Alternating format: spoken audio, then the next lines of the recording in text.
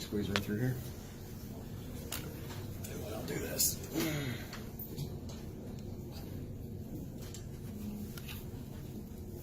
All right, so first and foremost, I'll hold this microphone, don't worry about it. Can I get you to say your name and spell it for me? I'm Dr. Jerry Youkey, Y-O-U-K-E-Y, Dean of the University of South Carolina School of Medicine in Greenville. All right, excellent. And you're just going to look right at him the entire time. Cameras are not even here. Okay. So tell us a little bit about what we're doing here. So one of the big problems in healthcare as a whole is that we have a group of professionals who don't really mirror the communities we serve, which makes it increasingly difficult for us to relate to and take the best care of our patients. The only way we're going to solve that is to get an increasing number of minority students interested in healthcare and support them and nurture them as they go forward. One of the biggest obstacles we have at my school right now is an inadequate amount of scholarship dollars to support them. For that reason, this evening, Reverend Jackson sat with us and to my elation, committed to putting together the plans around the Jesse Jackson Health Equity Scholarship Endowment to support USC School of Medicine Greenville students.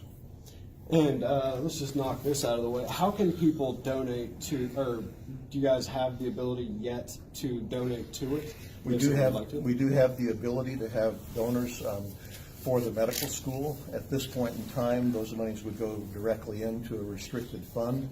And then as we establish the exact particulars around the Jesse Jackson Scholarship Endowment, that money will be transferred directly into that endowment. One of our concerns is that the state itself must appreciate more the significance of investing in education. And in Columbia, University of South Carolina, about 50% of its budget was state. 10 years ago, it's now down to 9%. Strong minds break strong chains. Our children deserve it. There's a big fight tonight about a wall in Mexico. The reason why there are drugs coming in through the seaports and the carports and the airports, we're the strongest consumer of drugs in the world. They invest the most money in drugs. We want to become healers and not drug dealers.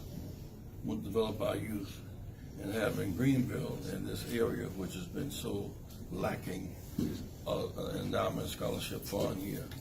We're going to begin to contact corporations. We all delight in Clemson's victory. Clemson's victory belongs to all of us. I wish I could make Dabo Swinney the governor of our state. Does such an amazing job with our children at Clemson. But we can go a step beyond that. We now must be number one, not just in football, but in medical education, health education, and job development for our children and for our families. And let's go ahead and knock out the dumb question. Why is this, it's an endowment, right?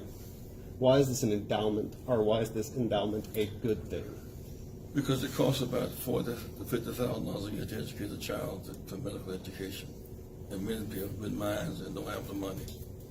Oftentimes, people have the character development, we really don't have the money. We need the money to invest in medical education on the front side. We'll have amazing results on the back side. If you want to go to football, if you play football, you get a full scholarship, right? Basketball, full scholarship. Mid school, not so much so. And I'm excited about football players getting scholarship. I got one myself when I was able to go to school as a football scholarship. Mid school, law school, social work school, school for languages.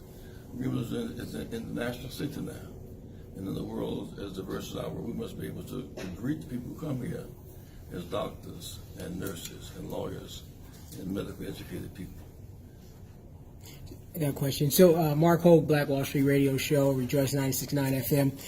As millennials endeavor to aspire to do better in their lives, how do you see this endowment helping them when they try to get involved in medicine now? When they want to get involved? Many of the millennials have the grades, don't have the money.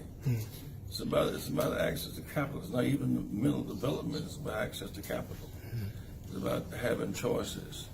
And I'm concerned that we're focusing all our energy now.